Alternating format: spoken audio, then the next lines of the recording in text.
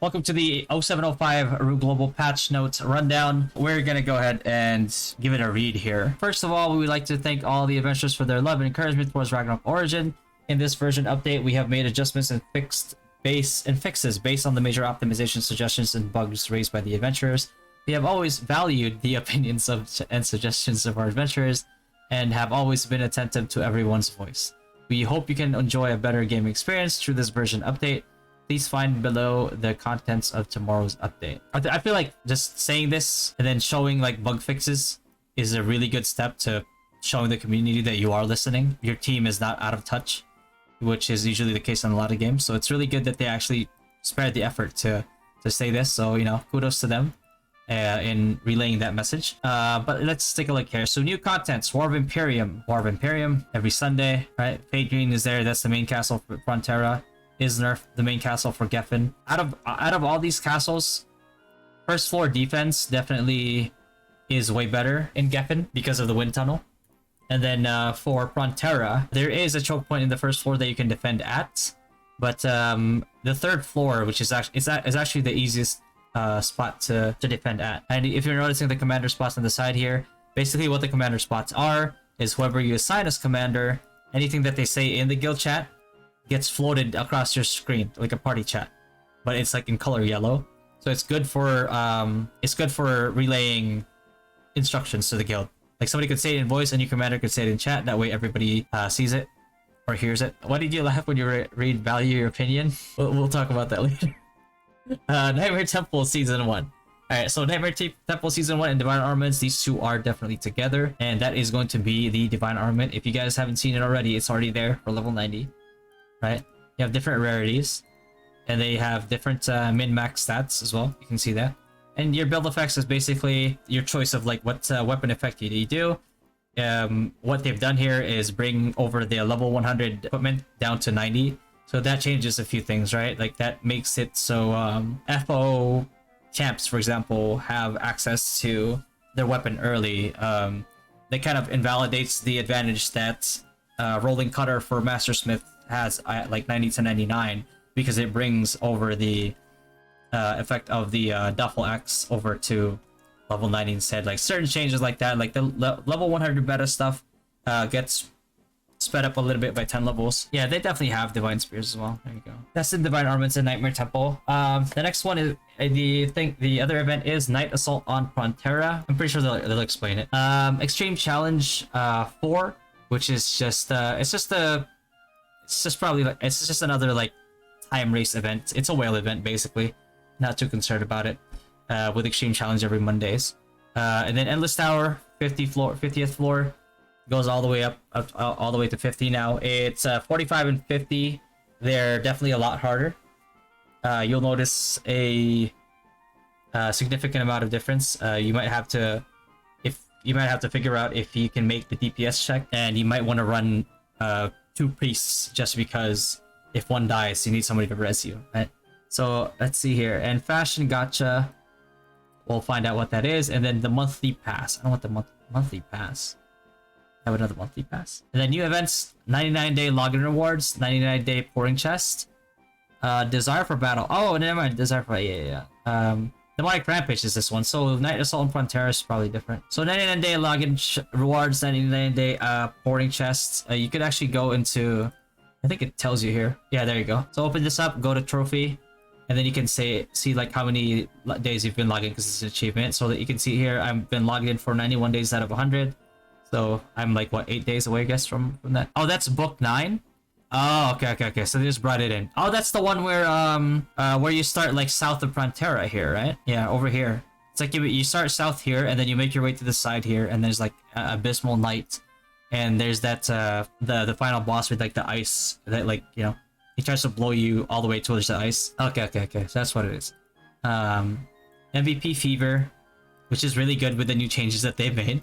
I feel like this is very in line with the MVP changes that they made. Devruchi's Offer, which is always good. It's always good. Malando Supply is always really good too.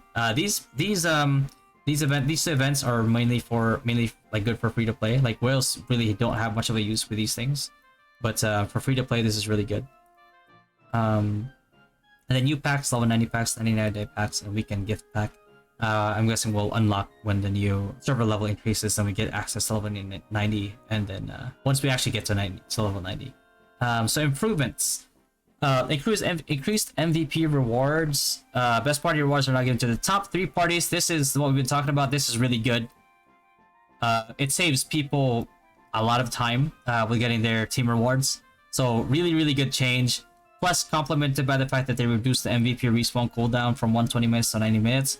It just saves people a lot of time, because like eventually, if people have to consistently do hours of MVP just to get TR, then there's going to be massive burnout, and they probably identified that. And it's crazy how Rue has taken this long to identify that. And then added a skip function to Battle of Yggdrasil and Hoarder Beamline challenges.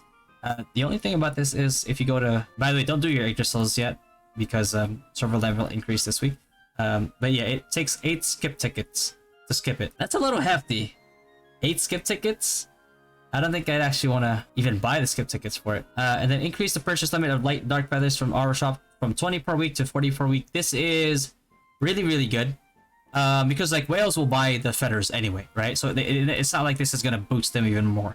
The only thing that this does, which is really good in my opinion, is that now people will have to fight less for, you know, in guild auctions for light and dark feathers. So this is a really good change. Might seem like a whale change, but in my opinion, reduces friction in the guild, because like now people have more options for light and dark instead of like having to just like bid over guildmates. So that's really good. And they replace level 100 equipment blueprint fragment ×5 with super pet coupon ×5 in growth gift. I mean, I'll take the super pet coupon for sure. Yeah, because I don't know why they have this early. Enabled hotkeys for extra mouse key buttons and mouse scroll wheel. This is really good. Just more hotkeys pretty much that you can map, which is always good. Optimize the enchanting interface. And then next thing we have here is bug fixes. Fix an issue where the bulletin notices were displayed incorrectly. All right. Fix an issue under some circumstances, divine chain would only affect the caster. Fix an issue where the HP recovery buff from food was not functioning while being sacrificed in Helheim Dungeon Pyramid Adventure. So it is supposed to work. Okay.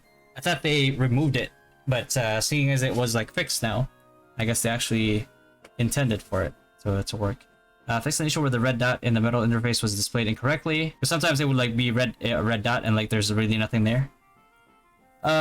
Fix an issue where title Tavern Sponsor was displayed incorrectly. Fix an issue where the text of Refining Inheritance was displayed incorrectly. Fix an issue where some buff debuff icons in Helheim Dungeons were displayed incorrectly. Okay. Fix an issue where MVP timer was missing while the language was set to Thai. Oh wow, that language got nerfed. Fix an issue where the number of card sockets on heart sunglasses was incorrect. Oh, because it was only like 1 socket, so they actually changed it back to 2. That's really good. Yeah, before people were like yelling like that, this is a scam. Okay, new quiz mode. Preview of feature updates. New quiz mode. They finally fixed the quiz mode, hopefully. And then new sigils. Oh, okay. And new features to help reduce daily stress. Okay, this is probably like, I mean, there's a lot of big things in this update, right? But I think this is like very important, and let's talk about this a little bit, right? Like new features to help reduce daily stress. Right here, the fact that they said this along with this statement up here, because they know that like this, with how this is very valuable in keeping your players, because like the main thing that people have struggled with a lot in like, well, I mean in any MMORPG really, but like Rue in general, is like the daily stress. It's like sometimes at a certain point in time, a lot of things start to feel like a chore. And that's like one of the #1 complaints that people have, is that like when things start to become too much of a chore, then all it takes is something to piss somebody off in game, and there's a lot that will piss people off in game, and they will quit the game. Or a new game comes along, a new game release comes along, whether it's like mobile or PC, and because of like the nature of like new games in general excites people a lot. So if that game comes along, then that is also like another source of like why people would quit. Like let's say like for example like in Rue NA, right? Everybody's playing, everybody's feeling like the daily stress from all the repetitive dailies every single day, and then Lost Ark came out, and people played that, including me. Like, I was still playing Rue because I was leading Dynasty at the time, but a lot of people played Lost Ark, and some people eventually came back, but a lot of people didn't. Or some people still play the game, but to a much more casual approach, while they focus on like Lost Ark, right? And that could happen here too, right? There's new games, there's new patches, there's new expansions that will come out, like, and if you make Rue too much of a chore for people to do, then that's how you steadily lose your player base. So the fact that they're approaching this, I actually have a lot of suggestions that they can implement or think about or just bring to the table to reduce daily stress, just because like I'm somebody who has played Rue for a very long time. So if they want my opinion on this, like I will readily offer my services for free or whatever, and then just to help out, because I love the game, right? I mean, I love Ragnarok Online in general, but like Rue has been the closest to R1, like, period, and I want the game to succeed.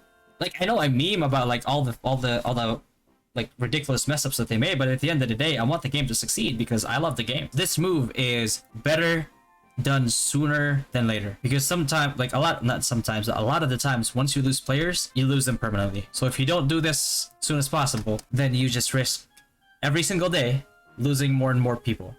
And I bet you they're feeling this right now. Like, they're not blind. They see the numbers, they see the charts, they see like how many people concurrent like players daily they've lost, which is expected in every MMO because it always will happen. You can't avoid it. But you know, there's a way to reduce that, and I think if they just do that, then it'd be a lot better.